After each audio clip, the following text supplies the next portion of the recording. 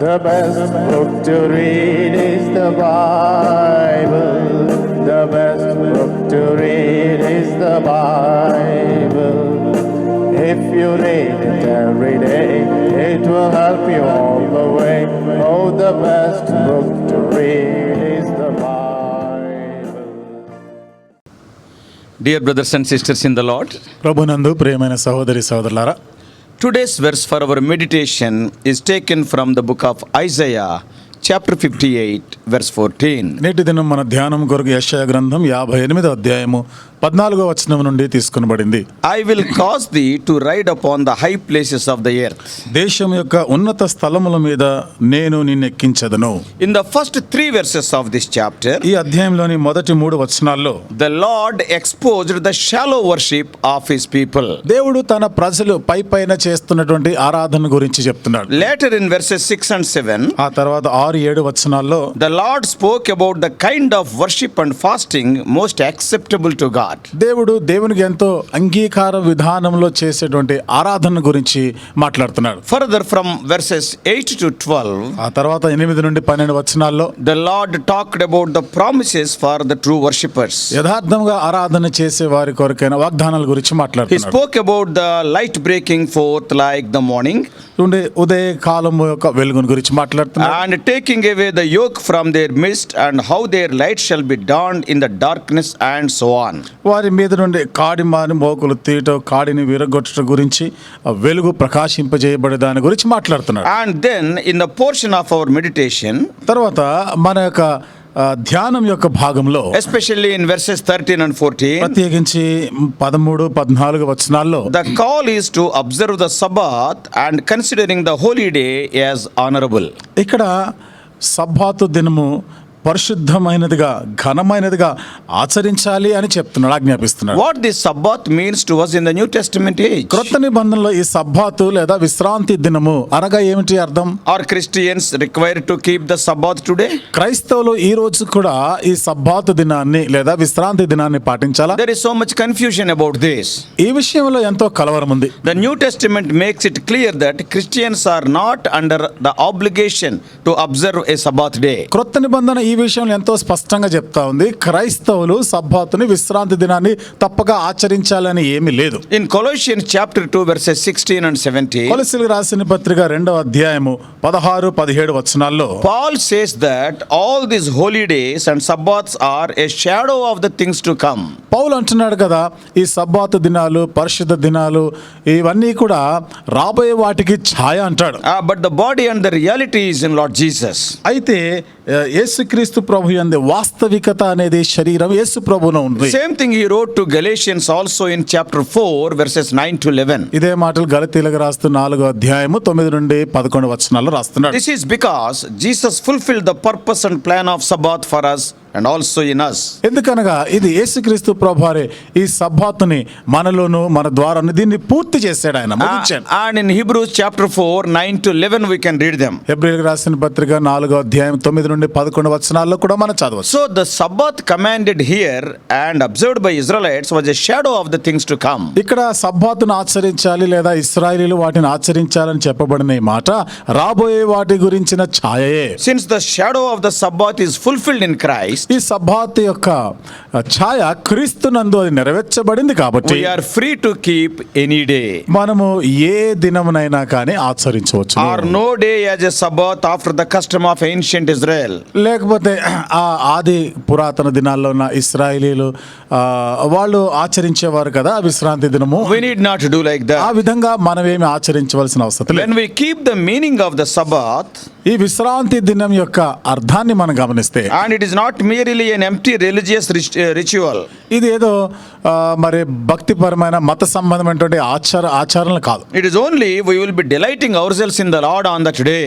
ఆ దినాన్న ప్రభువునందు మనం ఆనందించుటయే God will bless us. దేవుడు మనల్ని ఆశీర్వదిస్తాడు. We delight not only in his blessings but in the Lord himself. ఆయన యొక్క ఆశీర్వాదాలను యందే మాత్రమే కాకుండా ప్రభువునందు మనము ఆనందిస్తాం. Therefore God is expressing here the emptiness of their religious rituals. కాబట్టి దేవుడు ఇక్కడ చూడండి వారి యొక్క మత సంబంధమైనటువంటి ఆచారాలు ఎంత శూన్యత ఉందో చెప్తున్నాడు. Instead, in the New Testament age, Sundays are designated by God for us to meet with him. దానికి బదులుగా ఆదివారాలు, క్రొత్త నిబంధనలో ఆదివారాలు మనం ఆయనతో కలుసుకునే దాని కొరకు నియమించబడ్డాయి. And we can be touched by his presence. ఆయన యొక్క సన్నిధి యొక్క తాకిడిలోనికి We వస్తాం. can hear his words of life. ఆయన యొక్క జీవపు మాటలు వింటాం. And we can find rest in him. ఆయన యందు మనం విశ్రాంతి పొందుతాం. It is designated, Sunday is designated by God as the first day of the week. ఈ ఆదివారం వారం యొక్క మొదటి దినముగా దేవుని చేత నియమించబడింది. To be frank, it is not only the first day, it is the best day of the week. వాస్తవంగా చెప్పాలంటే వారమునకు మొదటి దినం మాత్రమే కాకుండా శ్రేష్టమైన రోజు.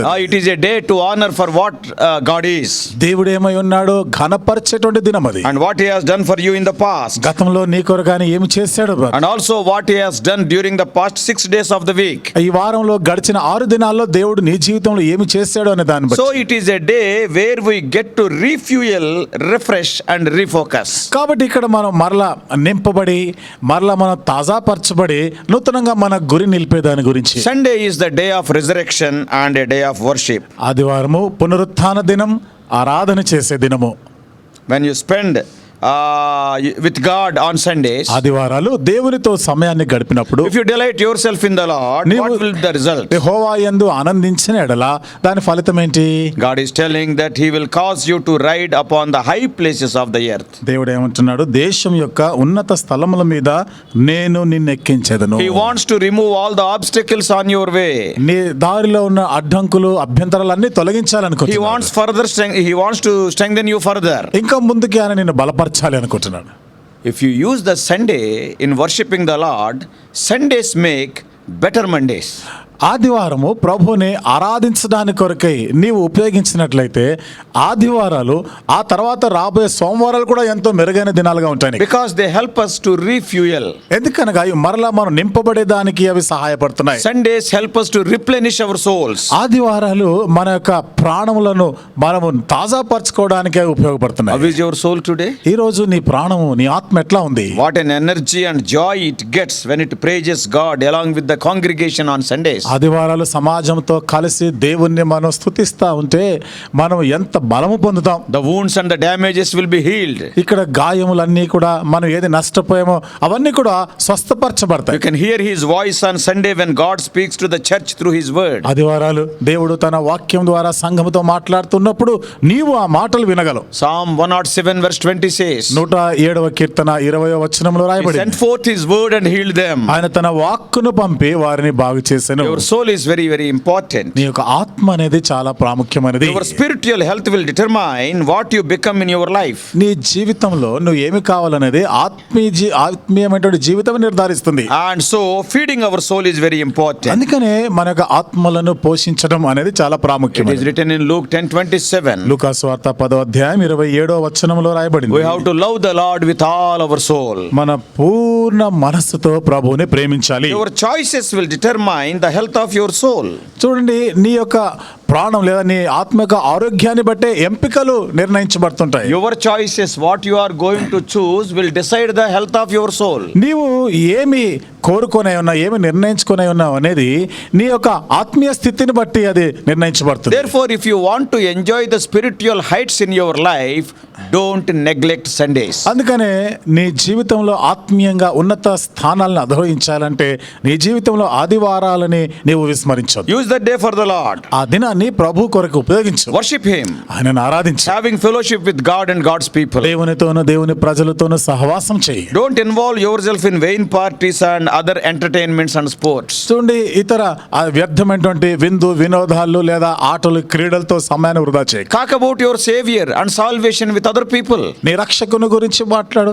ఇతరులతో నీవు పొందిన రక్షణను గురించి నువ్వు మాట్లాడు. These activities will delight you. ఈ కార్యకలాపాలన్నీ కూడా నిన్ను ఆనందింపజేస్తాయి. Spend time with the word of God. నీ సమయాన్ని దేవుని వాక్యంతో గడుపు. The success in your life depends upon your meditating his word and obeying it, as we read in Joshua 1:8. యెహోషువ గ్రంథం 1వ అధ్యాయం 8వ వచనంలో చదివిన ప్రకారం నీవు పొందబోయేటువంటి విజయం అనేది నీవు దేవుని వాక్యమును ధ్యానిస్తూ ఆనందించడాన్ని బట్టి ఆధారపడి ఉంటుంది. Spiritual refreshment can be enjoyed on Sundays. ఆత్మ సంబంధమైనటువంటి తాజాదనాన్ని ఆదివారాలు మనం అనుభవించగలం. The fellowship with God and God's people will give you new strength and new energy. దేవునితో దేవుని ప్రజలతో సహవాసము నీకు నూతనమైనటువంటి శక్తిని, నూతనమైన బలాన్ని నీకు And అనుగ్రహిస్తుంది. the pressures of life will be released. నీ జీవితంలో ఉన్న ఉన్న ఒత్తిడిలో అన్నీ కూడా నువ్వు విడుదల పొందుతావు. This is what God designed for our edification. ఇది దేవుడు మన క్షేమాభివృద్ధి నిమిత్తమే ఆ విధంగా రూపించాడు. Not only that, అంతేకాకుండా during the weekdays, వారం అంతట్లో కూడా our focus will be diverted on so many things of the world because we will be going into the world. మన గురి అంతే కూడా అనేక లోక సంబంధ విషయాల వైపుగా మళ్ళించబడతా ఉంటుంది. We all experience this fact.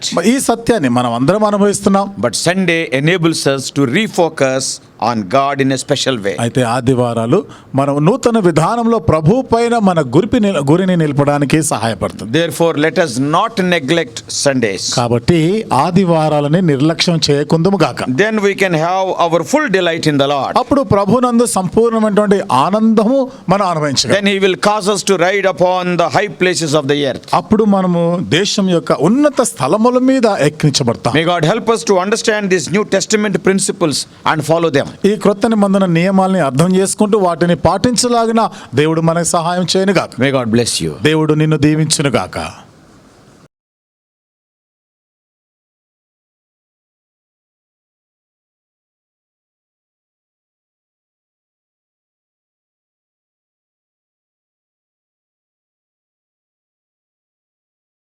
God bless you all. Please subscribe for more spiritual messages on YouTube channel John Victor Hebron.